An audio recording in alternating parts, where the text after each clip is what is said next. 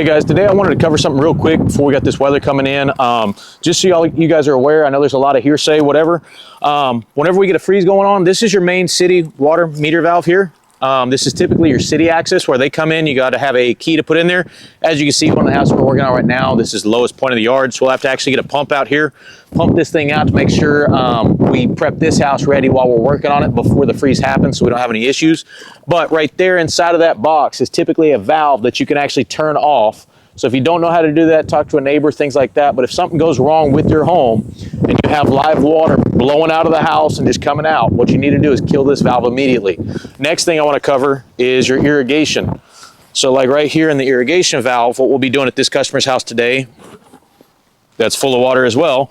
There's a valve right inside of here as well. It's kind of hard to see, but there's a valve. What you want to do is you want to turn that off. So then at least whenever your water's coming through here, your irrigation system is not actually live with water pressure on it. Because what we'll do here is we'll turn this off, find an irrigation valve in the backyard somewhere around, actually open that up. So then we relieve all the water that is stagnantly sitting in these pipes. Of course, it's wintertime, so you're not watering your grass, but a lot of people are not going to disconnect your water on the irrigation system. So you want to make sure you do this so you don't blow out all your sprinkler lines. So we'll be doing this today before the weather comes in on our customer.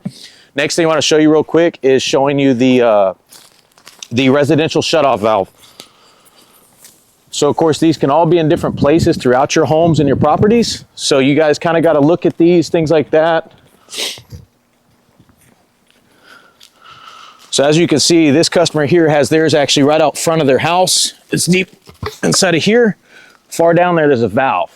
So what you can do is actually you can turn your water off here, but then of course you have your main water supply line that goes from the main water meter we talked about coming this way over. So this is another way to shut off your things, as well as you want to make sure these are properly insulated so they don't freeze up.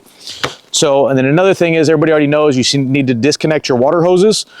Put your hose bib cover on that little foam. You know, you can put some insulation with some rags around. If for God forbid you don't have a reason that you can't go to the store or the store is out of them, get you a towel, insulation, some duct tape, and just kind of rig up what you can to kind of protect yourself. Inside of the house, make sure you're dripping your faucets hot and cold, so you make sure that water heater lines going to that actually stays constantly feeding water supply. And then if something does happen on the house during the freeze or whenever it starts to thaw out, what you need to do is shut off your water immediately. You can call us, call a licensed plumber. Don't just call the handyman kind of guys. You know, if that's your worst case scenario, do that.